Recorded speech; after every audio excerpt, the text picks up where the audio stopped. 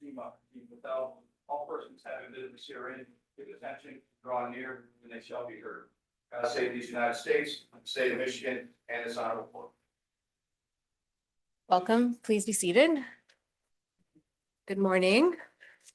I'll call the case. This is case number 25-14, Michigan Senate and Michigan Senate Majority Leader Winnie Brinks versus the Michigan House of Representatives. Good morning. We are here on plaintiff's motion for summary disposition. Before we begin, are there any preliminary matters that we need to discuss?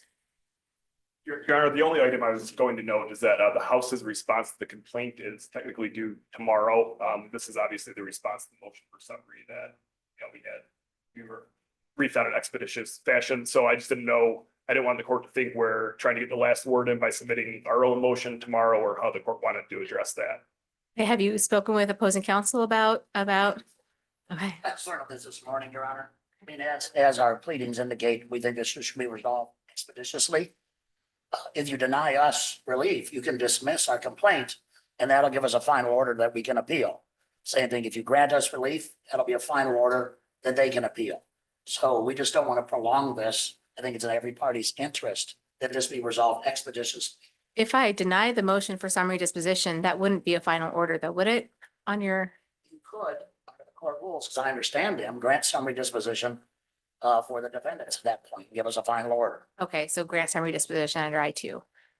Okay, and We is, have asked that. If the court's ruling doesn't come by tomorrow, our response would technically be due tomorrow.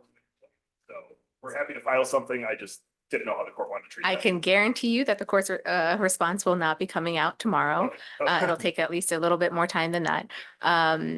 Do you have any objection to giving them an extension to filing an answer, or would you just, are you prepared to file an answer tomorrow? We would file our own cross motion for summary. Okay. Yeah. Expeditious treatment of this. So if they're prepared to file whatever they want to file tomorrow, that would be great. Okay, then I'm going to keep that deadline in place, and we'll just proceed that way. Thank you. And if it is rendered moot for any reason, we can deal with that in the order and opinion. Thank you. Okay, thank you very much. Then plaintiff, we're ready to proceed with your motion for summary disposition.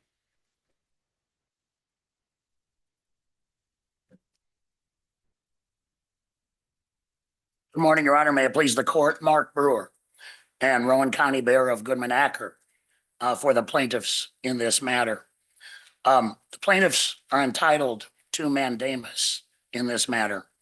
It's very clear that the House of Representatives and the defendants have a clear legal duty to present the 9 bills at issue to the governor under the text of Article 4, Section 33, which indicates that every bill passed by the legislature shall be presented to the governor. The Michigan Supreme Court has long ruled that shall means shall, and for example, the Stand Up for Democracy case. And the Michigan Supreme Court has also held that the constitutional provisions in the presentment clause are, quote, which regulate the presentation, approval, and veto of bills by the executive are mandatory. And the procedure thus established cannot be enlarged, curtailed, changed, or qualified by the legislative body. That was in the case of Anderson v. Atwood, which we briefed. So not only is the text of the Constitution clear, but it's also clear that the CONCON delegates who drafted that text understood that they were imposing a duty on the legislature and on the legislative body in which a bill originated to present bills to the governor. In the CONCON record, they repeatedly talk about the duty of the particular house, and in that house, either the Secretary of the Senate or the Clerk of the House having an obligation to execute that duty and file passed bills with the governor. The practice of the legislature for decades, as we indicated in our verified complaint, acknowledges that they have this duty. Bills have been presented after sessions have adjourned and in subsequent sessions. So by its very practice, the legislature has acknowledged that they have a duty to do this. Counselor, I have a question about the language in Section 33. And this is something that was brought up in opposing counsel's brief. And that's that the language of that section of the Constitution is silent as to who should be the one that presents the bills to the governor. Does that impact your argument about mandamus in terms of the clear legal duty? No, Your Honor, because first of all, the language says the legislature shall present. And in the discussion at the Constitutional Convention, they made it very clear that that duty devolves onto the House in which a bill originated, in this case, the House. And then it further devolves onto either the Secretary of the Senate in the case of the Senate or the Clerk of the House in that case. So the duty passes down. Obviously, institutions can't do anything. They are inanimate objects. They act through their agents. And the agent of the House in this case is the Clerk of the House, who has the duty to present these bills. That was the understanding in the con debates as to how this would be operationalized. We've heard a number of defenses from the defendants. First of one, it was the one you just mentioned, Your Honor, that there's no clear indication of who the duty reposes in. We've just discussed that. They've also indicated that somehow this duty abates in a subsequent legislative session. But again, it's clear that it does not. The language is absolute. There are no exceptions in Section 33 that says, oh, this duty abates at the end of a legislative session or it doesn't continue. It's an absolute clear duty without exception that the bills have to be presented. And again, the legislative practice indicates that the legislature has understood that for decades. And indeed, the rest of the text of Section 33 goes on to talk about the veto power of the governor and what happens if the bills are presented and the legislature adjourns. So it's clearly contemplated by the text as well as by the con debates that there would be presentation of bills subsequent to the adjournment of a legislative session. As long ago as the late 1800s, Your Honor, in a case arising out of Michigan, Mandamus case in Thompson versus United States, the United States Supreme Court itself held that a duty enforced in mandamus does not abate when the individuals holding public office change, because the duty goes to the institution and to the public office, not to the individuals. So the mere fact that legislators change, clerks change, does not abate the duty. It attaches to the legislature and whoever's occupying the position of clerk of the House. The defendants have also asserted that if a bill does not pass in an even year session, that it dies at the end of the session. That section of the Constitution, Article 4, Section 30, is completely inapplicable here because the more specific provision is Article 4, Section 33, which deals expressly with passed bills. It controls here under precedent of the Michigan Supreme Court. Defendants have also suggested that the language does not tell them when the bills must be presented. Again, that ignores the text. Passage of the legislation triggers the duty. And in the con debates, there was discussion of this. And the only delay brooked by the con delegates was a brief delay to say print bills or say there's a long queue of bills that have to be presented. Other than that, there are no excuses, no time delays allowed. And that is also the law in other states as well. We cited in our brief a number of examples of other states where you get a reasonable time to complete ministerial tasks in order to make presentation, but no further delay beyond that. Those ministerial tasks have been completed here. These bills were enrolled, they were ready to be presented, and but for the unconstitutional order of the House Speaker, they would have been presented on or before January 8th. So the time for these ministerial tasks to be performed is over, it's done, and there's no reason why these bills can't be presented immediately upon issuance of the court order. The Speaker has suggested that because the previous session of the legislature didn't adjourn sine die, or didn't pass some kind of motion to adjourn, that is some obstacle to presentation. Again, the language of Section 33 is not conditioned upon adjournment of the legislature by any means. It says when the bills pass, it must be presented. It's an absolute duty. Adjournment is only a factor in whether how the governor exercises her veto power, as is detailed later on in Section 33. And finally, we have heard from the defendants that there are some technical problems with these bills. Again, there's no exception in Section 33 for so-called technical problems. These bills must be presented. Indeed, the clerk has the authority to correct technical problems under the rules of the House. And the Michigan Supreme Court has upheld the authority of a House to correct technical problems. So technical problems are no obstacle to the presentation of these bills. So there's a clear duty, and none of the defenses that have been presented have any merit. Now, the Senate concomitantly has a clear right to presentment. As was held in the rental property owner's case, a clear legal right is one clearly founded in or granted by law, a right which is inferable as a matter of law from uncontroverted facts. Here, the right of the Senate to have mandamus is based on the text of Section 33 and can be inferred from the uncontroverted facts here, which are that these 9 bills are ready to be presented.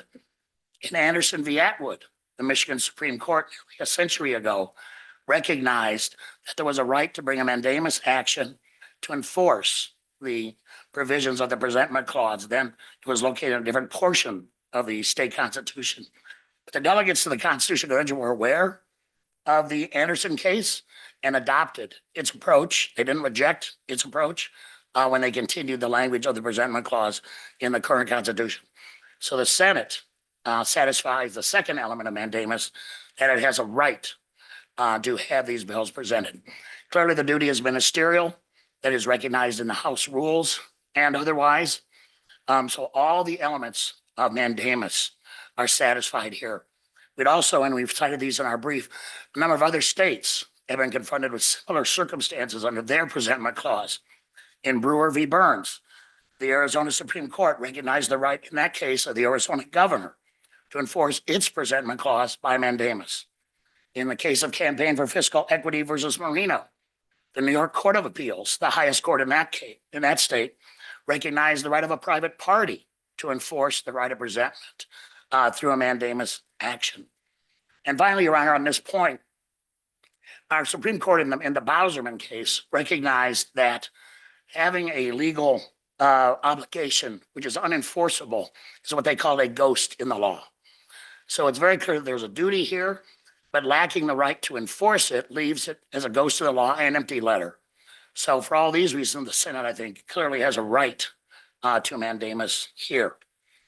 Alternatively, Your Honor, we pled that we are entitled to a declaratory judgment and permanent injunctive relief if the court denies mandamus. The court rules allow us to plead in the alternative.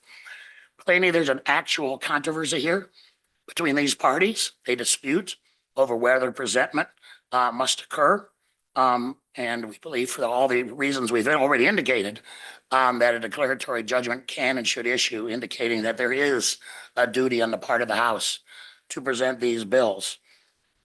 Enforcing that declaratory judgment is permissible through an injunction. The court can issue a permanent injunction enforcing the declaratory judgment which we have asked for.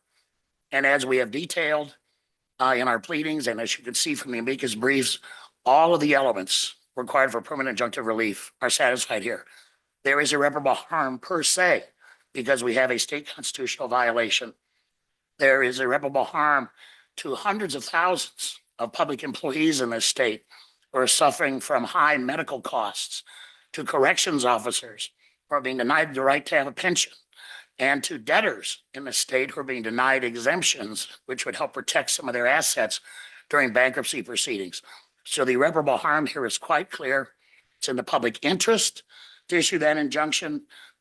Plaintiffs have no alternative remedy if mandamus is denied. So for the reasons indicated in our brief, we would ask the court to issue declaratory judgment and permanent injunction if the court does not see its way clear to issue mandamus. Finally, let me briefly talk about Speaker Hall and his claim to be protected by the speech and debate clause. We think it's very clear under the Cotton v. Banks case, which we discussed in our pleadings, that Speaker Hall is not immune here. In Cotton v. Banks, the Court of Appeals adopted the United States Supreme Court approach in the Forrester case, which we discussed in our pleadings. And in that case, the court distinguished between true legislative acts. Those are entitled to absolute immunity, but non-legislative acts are not. And the court gave numerous examples of those. Committee hearings, floor debate, voting, et cetera. Those are entitled to absolute immunity, but ministerial and administrative acts are not. And that is clearly what Speaker Hall did here. He gave an unconstitutional order to the clerk of the House not to present these bills. He is not immune or privileged by the speech and debate clause when he issued that order. That is not within his legislative sphere. So we also urge that the court not allow the speaker to assert privileges and immunities under the speech and debate clause. So for all these reasons, Your Honor, we ask that you grant mandamus and order the immediate presentment of these 9 bills. Alternatively, grant a declaratory judgment indicating that there is a duty to present these bills and enter a permanent injunction prohibiting the defendants from failing to present the 9 bills. With that, Your Honor, I'll be glad to take any questions. I have a few, Mr. Brewer. Thank you. First, I was hoping you could talk to me a little bit about the political question issue. I think that the language of the constitutional amendment is clear in that the bills need to be presented to the governor, but where do you find the authority other than the legislature's own rules? Where is there any legal authority that the clerk has to present them, or where does the procedures for who has to present the bills geminate from? That procedure was described in the constitutional debates, which we cited to Your Honor in the pleadings. And what they were describing there was the procedure under the 1908 Constitution, because obviously that was the Constitution they were operating under. And that was their understanding of the process. They did not alter that process. They continued the same language in the presentment clause from the previous Constitution to the current one. And so under a number of court decisions, the CONCON delegates are presumed to be aware of those procedures. They obviously actually discuss them, and they are presumed to have adopted them when they put forward the presentment clause in the current Constitution, and then the voters adopted it. So that is how this is to operate. And the court can look to the CONCON debates to resolve any ambiguities, if there are any, in the constitutional language. And those debates are very, very clear that the duty to present devolves from the legislature as an institution to the House where the bills originated, and then to either the Secretary of the Senate or to the clerk. And that's the procedure that they've been operating under for decades. So other than Acknowledge this that. procedure that they've been operating under for decades, which is within the legislative rules, is there anything that prevents the Senate from presenting these bills to the governor? Under the understanding of the delegates, when they adopted this, the duty in this case devolved to the House where the bills originated. So the duty here is the duty of the House. That seems pretty clear. They didn't discuss an alternative. That they didn't say, well, if that one house fails to execute its duty, the other house can move forward. The Constitution is silent on that. The understood procedure was that the house where the bills originated would make the presentation. Okay, that's all the questions Your I Honor, have for a now. moment ago, you mentioned, you referred to justiciability. Do you have some questions about that, the 3-factor test, which we thoroughly addressed in our pleadings? I just want to make sure I've answered all your questions. So I understand the 3-factor test. I think that the part of this that I am still digesting is that we have the court's obligation to interpret the Constitution and enforce the Constitution. But then we also have the political realm and the legislative realm of the legislature doing its job. And is there anything that you can point me to other than the Constitutional Convention debates and the fact that this is how the procedure under which the legislature has operated under for hundreds of years?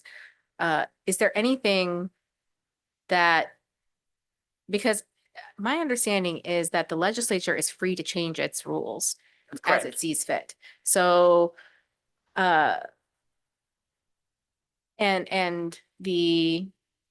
I guess the clear directive of the clerk having the obligation to present these bills to the governor is set forth in the legislative rules, in the House rules.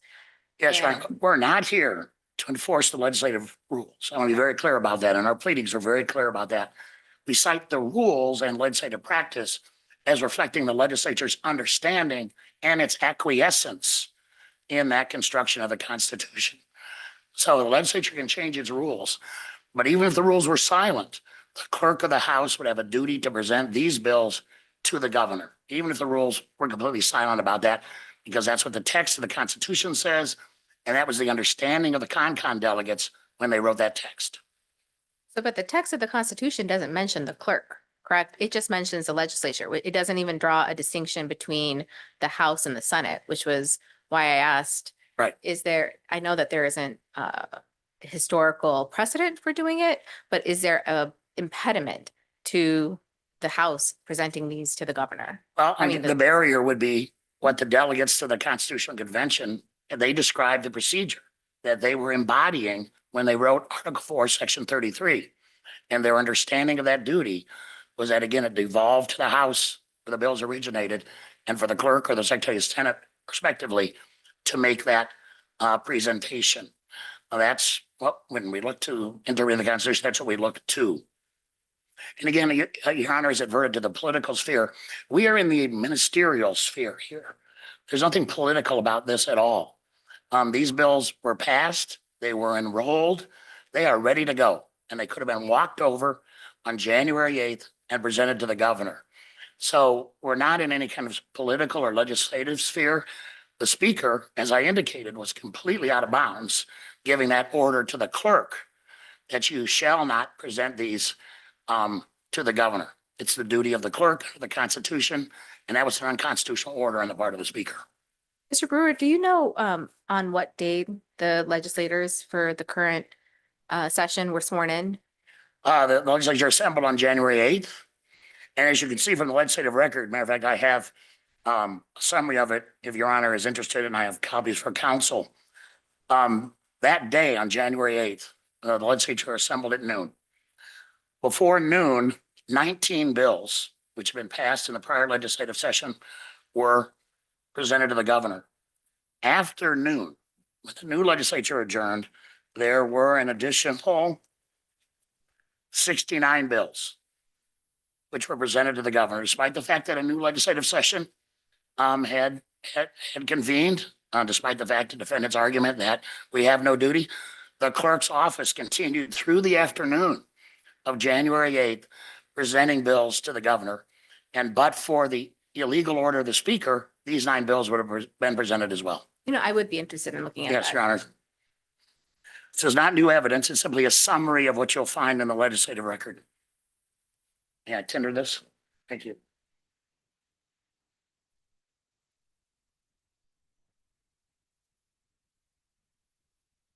You'll see the format, your honor. We listed the bills that were presented that morning at the exact time that they were presented. And you can find this, your honor, by looking at the legislative history of each of those bills. It will list those times. The legislature convened at noon, and presentations to the governor continued that afternoon, with the exception of these 9. Further, your honor? Nothing right now, but you will have rebuttal. Thank you, Thank your you. honor.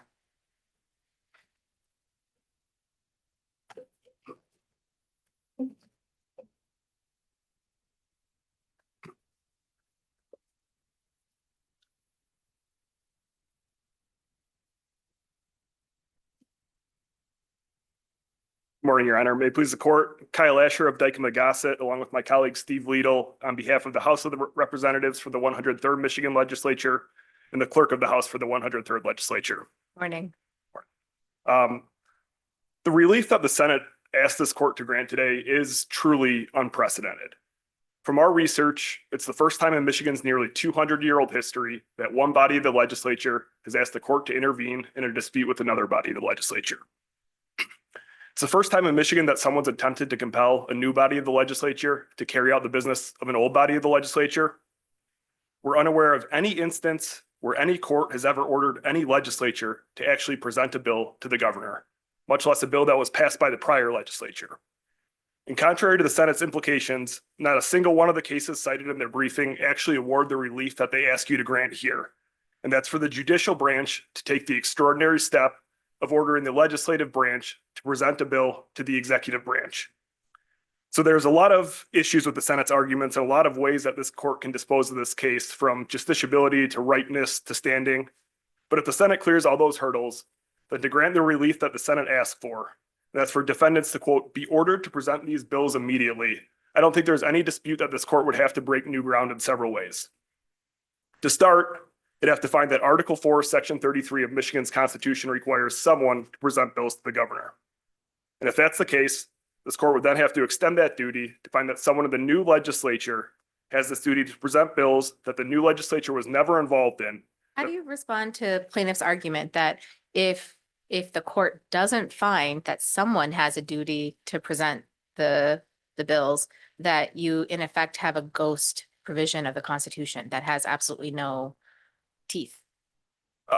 So I don't think that's a ghost provision of the Constitution. And I think I have two responses to that.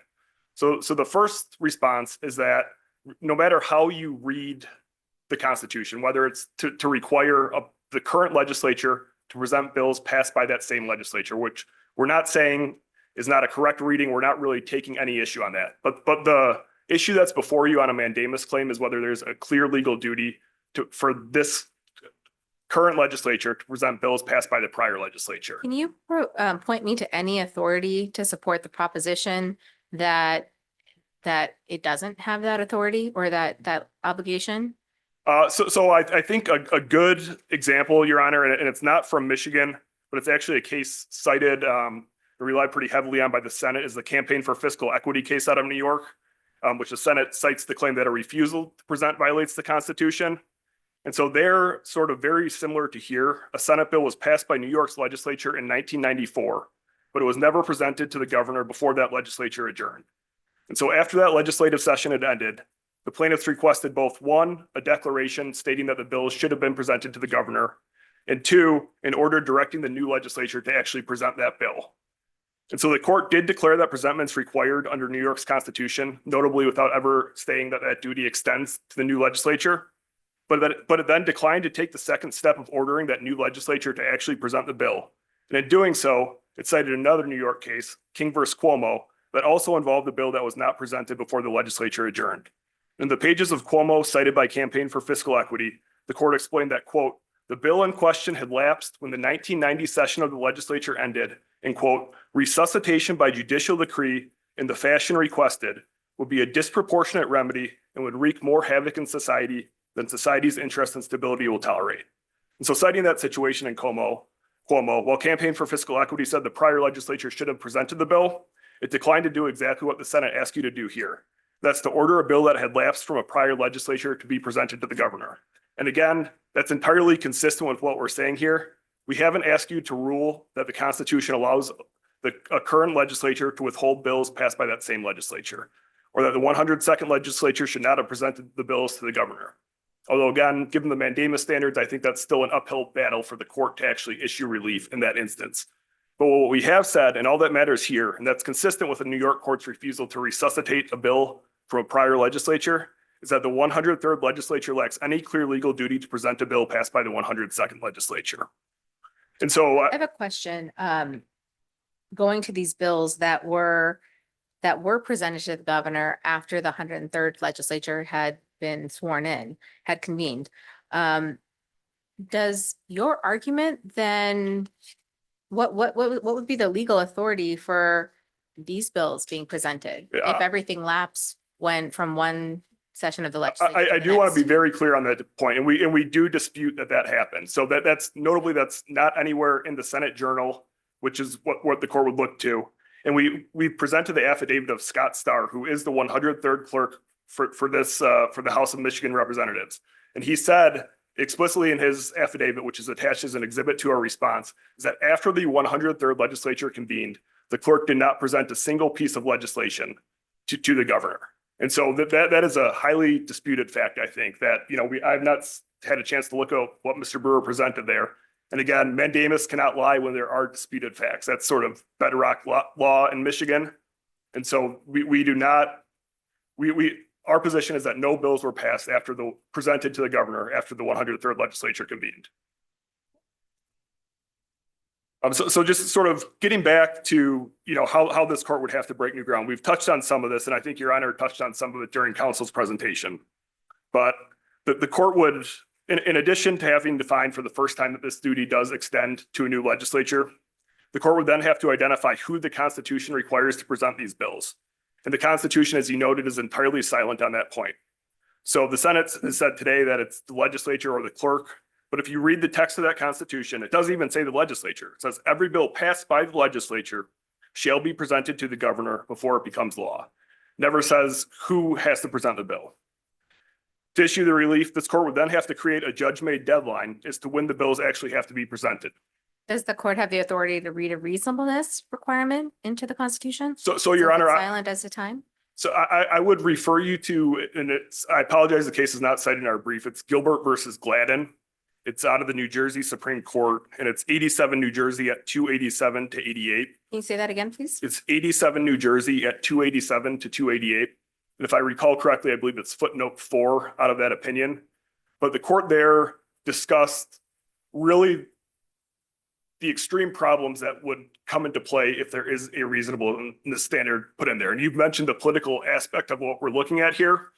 But so for a court to determine on a case by case, line by line, instance by instance, how reasonable is it for a legislature to hold a bill on X amount of days is a really problematic issue when you get into the separation of powers, for a court to say what is reasonable for a legislature to do. And so as we've noted here, the Senate during the 102nd legislature had held bills longer than 27 days, I think on 24 separate instances, if I recall correctly, including holding bills for 84 days just this past December. And so what they're really asking you to do, I mean, the question becomes, could the House have brought a lawsuit on all 24 of those occasions? We asked in our response brief, when is this deadline? When does this duty arise? When is this duty violated? And I still have not heard a clear answer to that. Was it the day that the 103rd legislature convened? Was it 14 days later when litigation was authorized? There's been no clear response to that. And I think that fits perfectly with the fact that there's just no clear legal duty here. To accept their position and have to get in the minds of when a legislature is acting reasonably, I think is going to flood the courts with litigation on purely political disputes between two bodies of the legislature. Does your analysis then basically just read out this part of the Constitution? I don't think so at all, Your Honor. I think what it does is say that a mandamus claim, which is what they're looking to do, to bring a claim to compel a state officer to do something, it's a really high bar. If you look at what's required for a mandamus claim, the duty has to be set forth with, quote, such precision and certainty as to leave nothing to the exercise of discretion or judgment. I think all we're doing is saying that no, that it's not appropriate for a mandamus claim regardless. And that Gilbert versus Gladden case that I cited, that involved, I think, delays of about 18 months in the New Jersey legislature. And the court said, we're not going to get into the minds of what the legislature is doing and actually compel the legislature to take action there. What about the alternative relief that plaintiffs have pleaded for, which is declaratory judgment and injunctive relief? Yeah, so I think we've cited, Your Honor, the Monerick case in our briefing. There's also the Ferenczi versus Secretary of State. I'm looking for the site real quick here. So I don't think that the Senate can avoid the mandamus standards by trying to couple a declaratory relief and an injunction claim. So in the Ferenczi versus Secretary of State claim, that's 139 at Mishap at 683. The court said that you have to look at the nature of what's requested to determine what the claim is. And when, quote, the requested relief clearly encompasses a mandate to state officials to perform their duties, it's a claim for mandamus no matter how it's labeled. So they can't sidestep the mandamus standards by calling it something else. You have to look to what the nature of the relief is. And here, I think the nature of that relief is clear. The Senate's on page 5 of the reply brief says that defendant should, quote, be ordered to present the bills immediately. So they're asking you to force a state officer to do something. So no matter what they call it, it's a mandamus claim. They have to meet the mandamus standards. If they're just asking for an abstract interpretation of what the Constitution means, declare that it says this without actually requiring us to do something, I think we're looking at a purely advisory opinion there, and they haven't followed the standards to seek an advisory opinion. And so just getting back, I think most fundamentally on the mandamus claim, there's just no basis to find that the 103rd legislature has any duty to pass a bill presented by the prior legislature. And we really just have to get back to first principles there.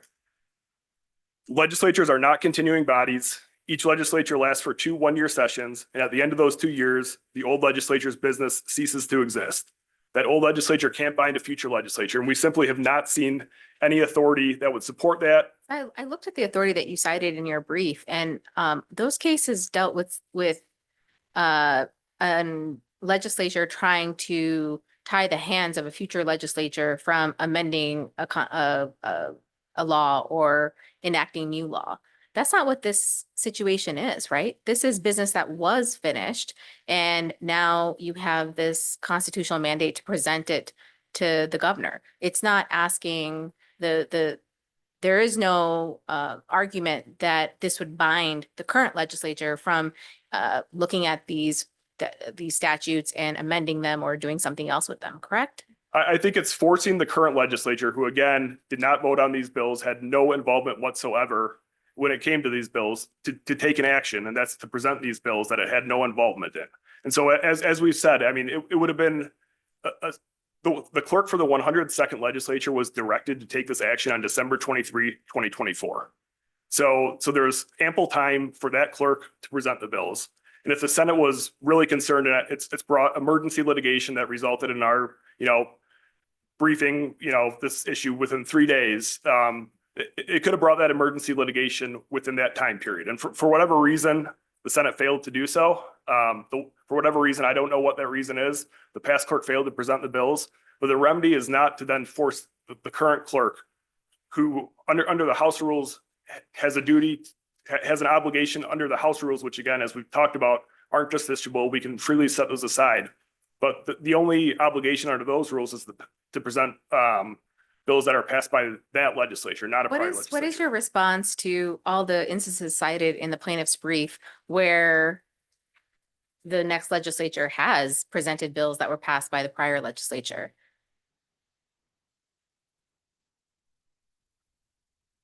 So I think they've cited a handful of instances over the last, I think maybe 4 instances. Some of those instances, as we pointed out, similar to what they've discussed here, which we dispute actually occurred before the new legislature had convened. But I don't think you can look at those past instances to add words into the Constitution, which again, whether a past legislature did that, I think is a very separate question from whether this current legislature has a clear legal duty to present these bills, which that's the only question that's before the court for a mandamus claim. And again, we've pointed to all this uncertainty, lack of precision that just presents a mandamus claim. And so I do really want to focus on the timing, which I think is a really clear instance. So the Senate has taken the position, citing pretty much primarily to the CONCON debates, that the constitutional duty to present brooks no delay, that there's no allowance for delay whatsoever.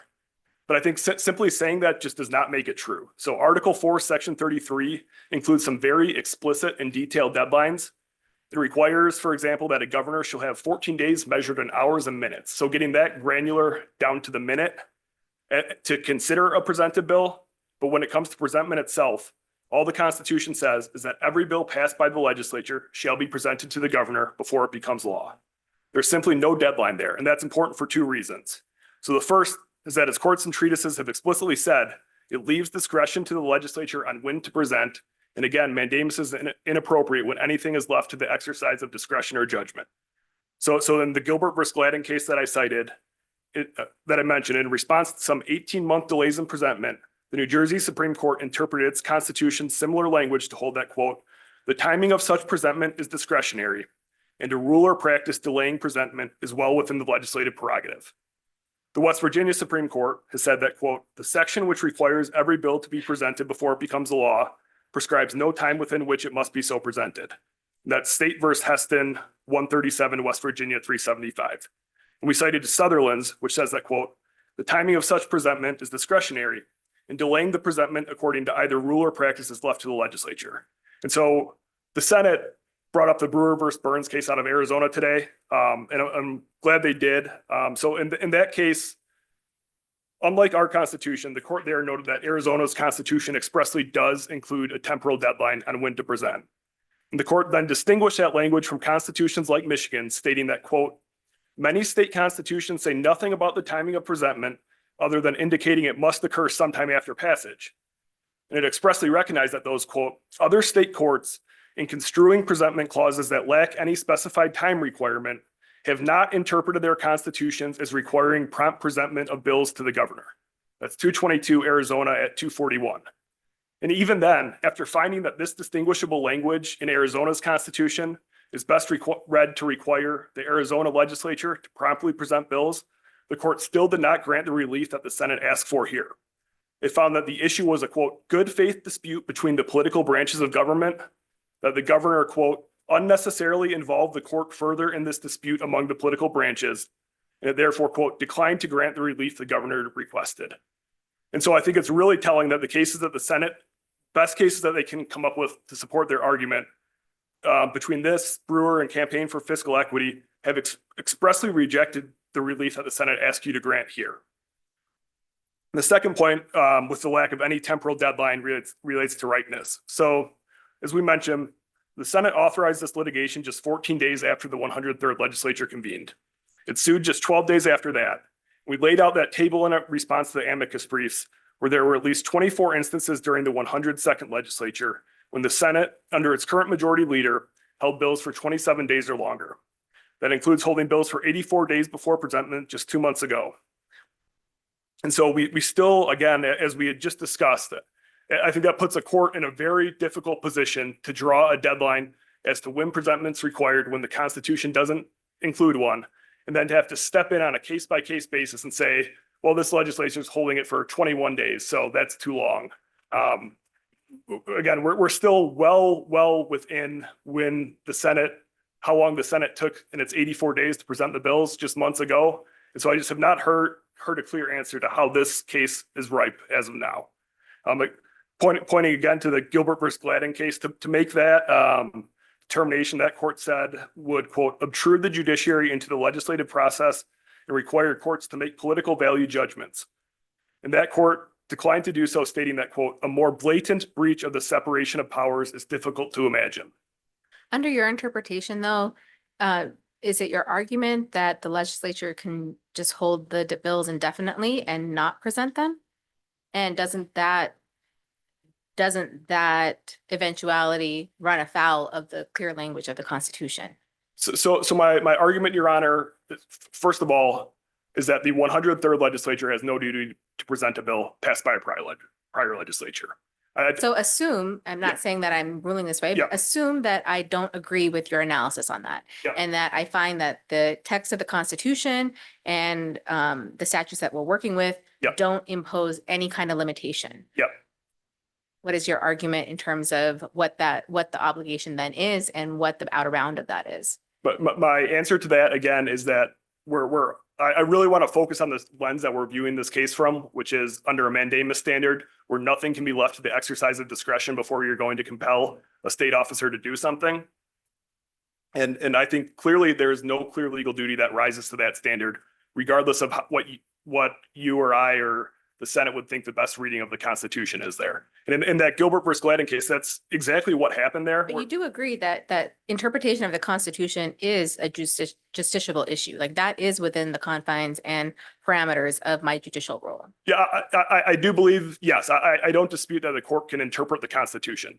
And I think that's a very different thing from what the Senate's asking you to do here. And that's not only to, one, interpret the Constitution, then two, to be the first court that I'm aware of to ever order a legislature to actually present a bill in a certain manner on a certain date. So if they're just asking you to interpret the Constitution, I think we're looking again at sort of an advisory opinion that, great, that's what the Constitution says. Well, it's not advisory. We have a live controversy before us, right?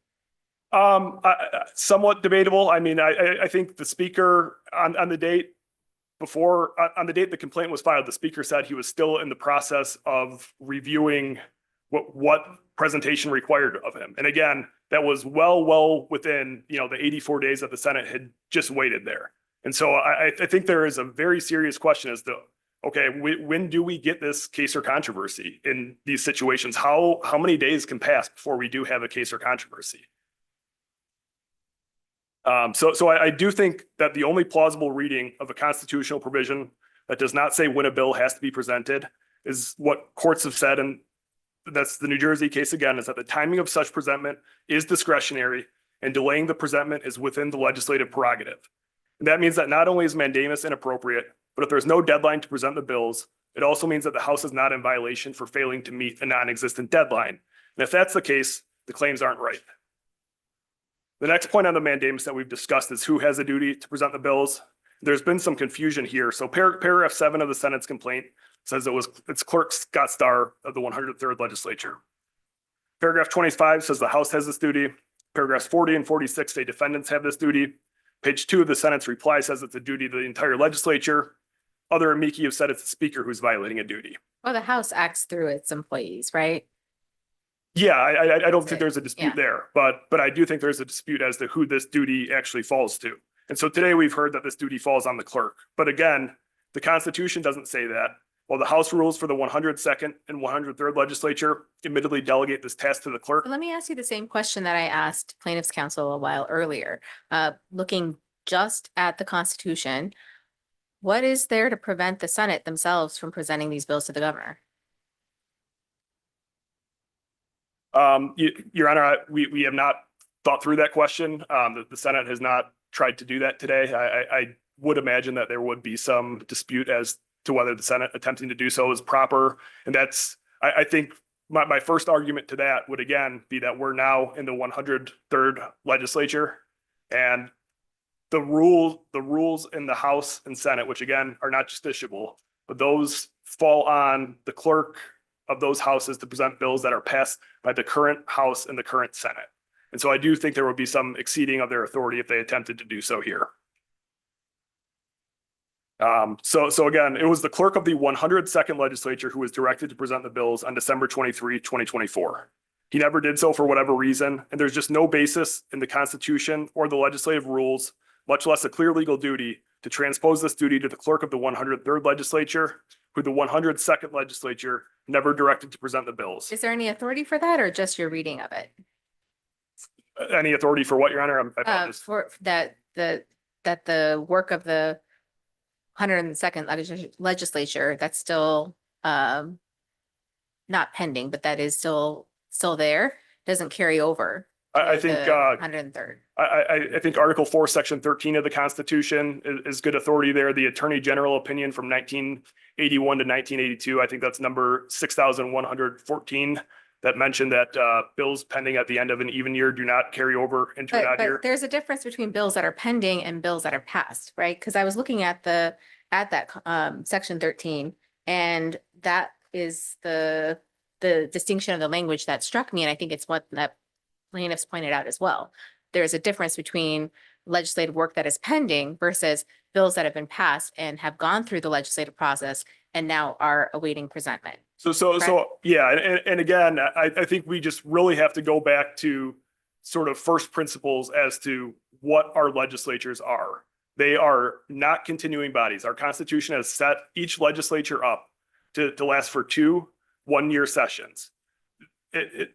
I've not seen a single piece of authority from the Senate that would indicate that anything left over from a prior legislature has to be presented by a new legislature. I've not seen anything out there. And again, we're looking at a clear legal duty to present. And so thanks to Mr. Lito right here, Article 4, Section 13 of the Constitution does say that any business, bill, or joint resolution pending at the final adjournment of a regular session held in an odd number year shall carry over with the same status to the next regular session. It does not say the same about bills pending at the end of an even numbered year. And so, But we're getting to that because I think that's something that I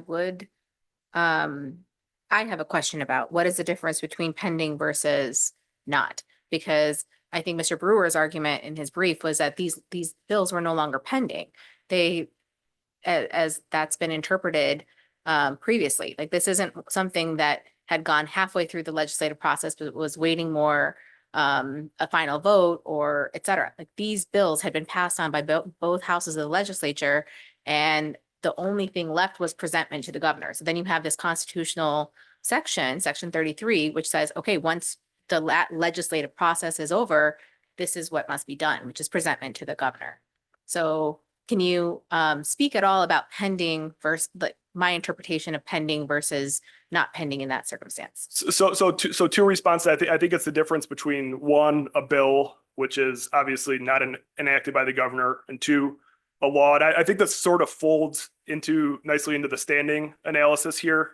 And so we cited to the Colleen case that says that, quote, once votes which lawmakers are entitled to make have been cast and duly counted, their interest as legislator ceases.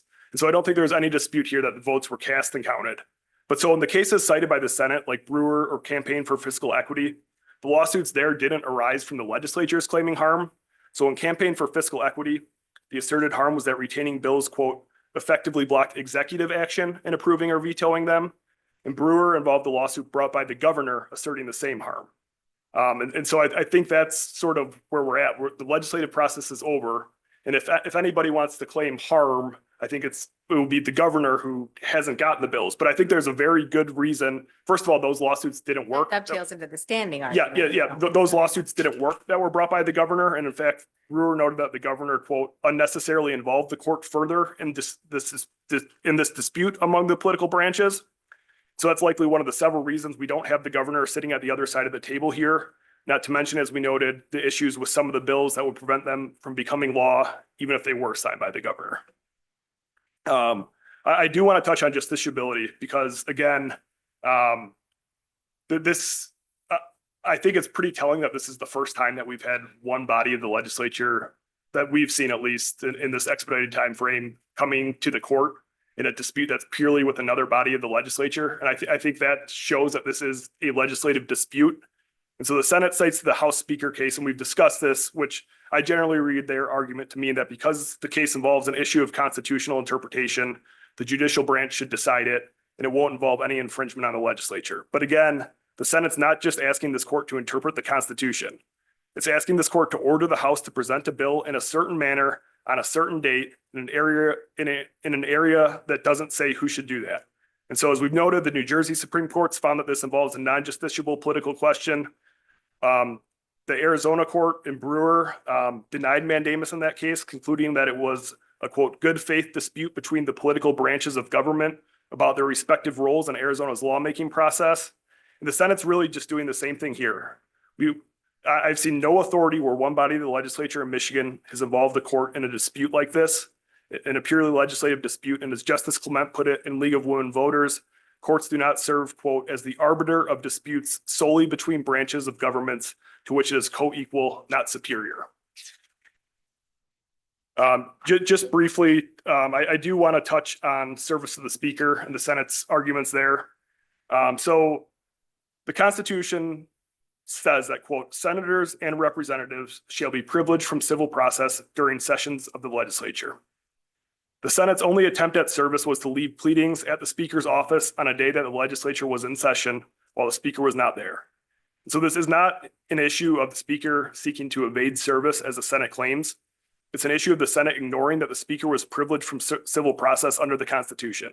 Now, I've raised this defense on behalf of Democratic and Republican representatives in the past alike, and it's something I'm somewhat surprised that the Senate wants to uproot. If they're right in their reply brief that simply being aware of a lawsuit during a legislative session amounts to service and takes the Senate out of the Constitution's privilege from process, I think we're going to see a lot more senators and representatives alike being hauled into the courtroom. So as the Court of Appeals noted in Cotton versus Banks, the purpose of this privilege from civil arrest and civil process is to, quote, protect legislators from the trouble, worry, and inconvenience of court proceedings during the session and for a certain time before and after, so the state could have their undivided time and attention in public affairs. And that's really all that naming the Speaker has done here. The Senate concedes on page 7 of its reply that, quote, the Speaker has no role in presentation. And so it's entirely unclear as to why he's been named as a defendant in a lawsuit that seeks to compel presentation. But the Speaker has kind of gone on record in the press to say that he's the one who stopped these bills from being presented. The Speaker has gone on record to say, I was reviewing these bills at the time the legislation was approved. Whatever correct? reasons, Yes. without putting any aspersions on the wheres or whys. But he has inserted himself into the process and stopped the bills from being presented. Well, but again, and I try not to keep circling back to it, but we're under a mandamus claim, so what the court has to do, if it finds that there's this clear legal duty that leaves nothing to the exercise of discretion or judgment, it has to compel the officer with that duty to take action. And so what they're claiming, the relief that they're ultimately seeking is to compel somebody, now they're saying it's the clerk, to present the bills to the governor. And so regardless of the speaker being named as a defendant here, he cannot, under their view, grant the relief that they're seeking from him. If he has What no if it's a role in little presenting. broader? What if the mandamus is to tell the legislature to present these bills to the governor and leave it to their discretion of how that's done? I think that's inappropriate for a mandamus claim because you can't leave anything to the discretion or judgment. That's the Garrett versus Berry case that we've cited. I think the mandamus standards, and again, there's a reason for this. It's called an extraordinary writ where you're going to compel a state actor to do something. And so we required that everything has to be crystal clear, leaving nothing to the exercise of discretion or judgment. And so I think a mandamus fashion of that remedy is inconsistent with the mandamus standards. So I think that's all I have, Your Honor. I'm happy to answer any additional questions the court may have. I had a question about Speaker Hall's conduct. Do you think that any of this is ultra various to his role as a speaker, or is it firmly within the parameters of what he? If you're looking at what he's been sued for failing to present these bills on a certain date, which again, if his conduct here is ultra various, then Senator Brinks' conduct on at least 24 separate occasions during the last legislature, withholding bills for the same amount of time or longer, was ultra various. But I don't think in either instance there's anything improper about the speaker. And again, this situation has never been litigated before, not come up often, to say, I am looking to see what our obligations are to present here. I think he could very well have been faced with litigation if he did try to present these bills from somebody who said the 103rd legislature is not permitted to present these bills. So I don't think there's anything ultra various about him saying, I'm going to think deeply about this, determine what my obligations are. Again, the Senate had just waited 84 days, so I have some time to do this. And then the Senate springs a law, authorizes litigation within 14 days after. So I think that's wildly consistent with the Senate's past actions. I think the speaker, by considering what his obligations are to present legislation, is acting solely in his role in the legislature. Again, that duty I don't think falls to him, but for the speaker to say, I'm going to look at when legislation has to be presented, to say that that's ultra virus and falls outside of the legislative realm, I think would be inaccurate. I have a question about Clerk Starr's independent authority. Does he act at the will of the speaker, or does he have independent authority to present these bills to the governor? So I think if you look at what happened during the 102nd legislature, I think that's a pretty good description of how this would work. So during the 102nd legislature, the Senate Journal shows that the clerk for the 102nd legislature was directed to present the bills. And so that's, for whatever reason, that never happened there. So I think if this was a bill passed during the 103rd legislature, that's what would happen, is the clerk of the House for the 103rd legislature would be directed to do this. And so the Constitution, that's frankly, Your Honor, that question right there, I think sort of shows the lack of clarity in the Constitution as to what the clerk's role is. I don't anticipate the clerk just going off and presenting these bills without being told to do so. That's probably inconsistent with the House rules. But again, that's a purely legislative matter. And for me to sort of put or for you to sort of put on your clerk of the House hat and say, what am I going to do here? I think we leave those decisions to the legislature. I think we touched on this a little earlier, but I wanted a more clear, I guess, statement from you. What do we do if I take your argument? How do you respond to the fact that the language in Section 33 is mandatory? What happens? So in the normal instance, I don't think this is likely to come up with a current legislature, because if you have a bill that the current House and the current Senate have both passed, it's unlikely that one body of that legislature whose members have passed that legislation are going to hold that bill back. So I don't think this is an issue that's likely to come up in the future, or that really presents this big problem. I'll be honest with you. I'm struggling with your argument that there's a firm demarcation between the 102nd and 103rd legislature, and that the work done by one doesn't carry over into the next, especially in this context. And so I'm just trying to understand, given the Yep. parameters of your arguments, like how do we make sure that this constitutional provision isn't rendered meaningless? So again, Your Honor, there's been several of these cases that have come up from courts around other states where courts, in the Campaign for Fiscal Equity case, in the Brewer versus Burns case, both of those courts did find that the current legislatures did have an obligation to present bills to the governor. But in each of those instances, the court again declined to actually take that step, which the Senate's asking you to do here. And that's for the judicial branch to order the legislative branch to present to the executive branch. That's partly because of the lack of clarity here in Michigan. We're bound by these demanding mandamus standards that you would have to, again, work through all those questions to find a clear legal duty. I think it's partly because it involves, issues that are left to the legislature to resolve. The legislature has at its tools, political maneuvering, things that the legislature can do to resolve this within the legislature. It's not something that the court needs to become involved in. And it's obviously never presented this major issue. It's never been litigated in Michigan before in nearly 200 years. So I think it's a very simple task for the existing legislature to present its own bills. That's not a hard thing to do. The clerk for the 102nd legislature could have done that. The Senate could have sued the 102nd legislature if it wanted to. Could have, but we're working with the constitutional issue before us and what to do in the situation that we're presented with. And that, So- oops, go ahead.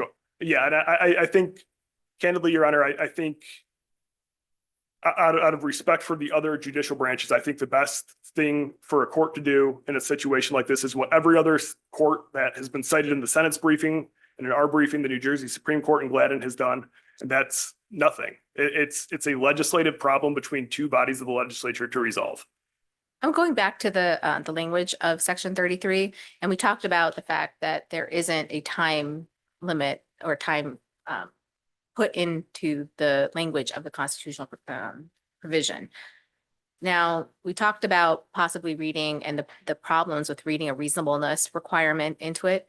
Does that argument then maybe militate to an interpretation that says it should be immediate? There shouldn't be any delay.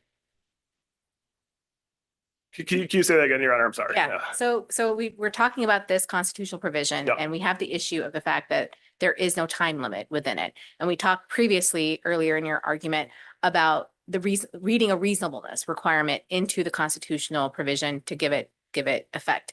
And some of the pitfalls that come with maybe reading a reasonableness Mhm. requirement. What is reasonable? Are we going to look at it case by case?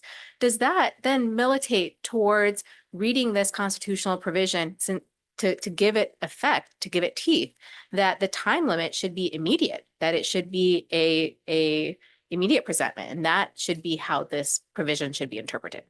No, and I think that would frankly require the court to add words into the Constitution that don't exist. And so again, the cases that I've. We're talking about words that don't exist, right? We all agree that section 33 doesn't have a time. It doesn't have who and it doesn't have when. I think that's dispositive of mandamus right there. Well, it says the legislature, it doesn't say specifically who, it says the legislature, and it doesn't have a time requirement.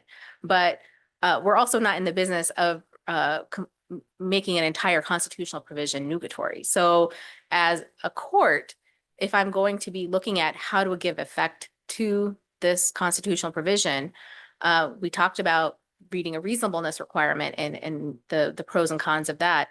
What about reading a time that it should be immediate? I think several courts have rejected that. Again, in Gilbert, quote, "The timing of such presentment is discretionary and a rule or practice delaying presentment is well within the legislative prerogative." And so I'm not saying that the Constitution is meaningless. I'm saying we are under a mandamus standard here where, as you noted, nothing says who, nothing says when. In order for that clear legal duty to exist, that's exactly what there has to be there. And so during when the Constitution was passed, like Schedule 15 of that Constitution, I think is a good example of what the framers could have said there. That says, "It shall be, quote, the duty of the Secretary of State forthwith to give notice of such submission to all other officers required to give or publish any notice in regard to a general election. He shall give notice that this constitution will be duly submitted to the electors at such election. The notice shall be given in the manner required for the election of governor. And so there we have, the framers of this constitution very explicitly knew how to direct somebody to do something like that. They chose not to. And I think it would be to add words into that constitution in an attempt to give this some teeth, or an attempt to find a remedy for the Senate that should not come through the courts, but that should come through the legislative process, I don't think is the right step. I think the right step is to afford, comity to the legislative branch. Other courts have looked to nearly identical language and said that when there is no timeline to present, that is a sign that it was left to the legislature for when to do so. And so again, I mean, I think we're at, somewhere in day 30, day 40 here. I just looked months ago to an 84-day delay in presentment. I think could the House have come to this court at day 50 or 60 then? I don't think the court really wants to get involved with this. It should be left to the legislature to figure out.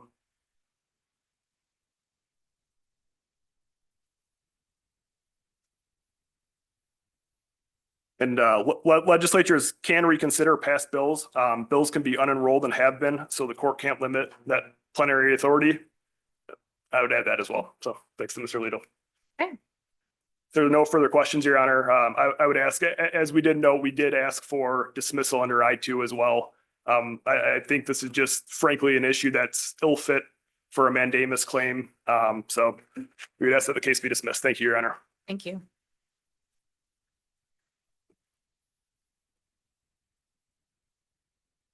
Some brief rebuttal, if I may, Your Honor. We've heard a lot of rhetoric here this morning about this is unique. There's no case law that covers it. Let's bring it back to the facts. Never in the history of Michigan has a Speaker of the House unconstitutionally ordered the clerk not to present bills that were ready to be presented. You don't need to create a reasonableness standard, Your Honor. You don't need to deal with all these hypotheticals. Mandamus is very fact specific. On these facts, these bills were enrolled. They were ready to be presented on January 8th. And but for the unconstitutional order of the Speaker, they would have been presented. That is clear. You can issue a mandamus order on that basis and not have to deal with these fantastical hypotheticals about, reasonableness standard. The court's going to inject itself into the process. All we are asking for is relief on these facts. And they are very clear. Again, these bills would have been presented, but for the unconstitutional conduct of the Speaker injecting himself into what should have been a ministerial action by the House clerk. That's also why the case is ripe. Because again, in the history of Michigan, we've never had a leader of a legislative body do what the Speaker did here. It's not like these bills are just sitting there. The Speaker actively ordered them not to be presented by the clerk of the House. Just a couple of other points, if I may, Your Honor. And I think you touched on this in terms of the timing of presentation. Under the defendant's arguments, every bill that passed the legislature could be held hostage by the leader of a legislative body. So we're going to have a whole new level of legislative action in this state. It's not going to be enough that bills pass by a majority of both bodies and they go to the governor. Every bill then can be held hostage under the defendant's approach to this, and there's no time limit. It never has to happen. There has to be a time limit. But again, Your Honor, here you can focus on exactly what happened with these facts. In terms of alternative relief, the Menard case is irrelevant. Menard had to do with whether a circuit court could acquire jurisdiction over a mandamus action simply by relabeling the mandamus action as injunction. The court rules are very clear that we are entitled to alternative relief in the form of declaratory judgment and permanent injunctive relief, even if there's an alternative remedy. And then finally, Your Honor, what the risk here, I think, is really anti-majoritarian and anti-democratic. These bills pass by a majority of both bodies. And to enable one legislator, one legislative leader to basically veto these bills, which is the exclusive prerogative of the governor, is anti-democratic and anti-majoritarian. That is not the process that the delegates of the Constitutional Convention described in Article 4, Section 33. And if you have to fill the interstices because there may be ambiguity there, the debates make it very clear what those drafters intended. What they did not intend and what they did not anticipate is this extraordinary situation of a major state leader acting unconstitutionally. That's what mandamus is for, to compel the House and the clerk to do their duty here, and that's to present these 9 bills. They are ready. There's no reason for delay. Thank you, Your Honor. Okay, thank you very much. Thank you both for your argument, and we will get an opinion to you as soon as possible. Okay, we're adjourned.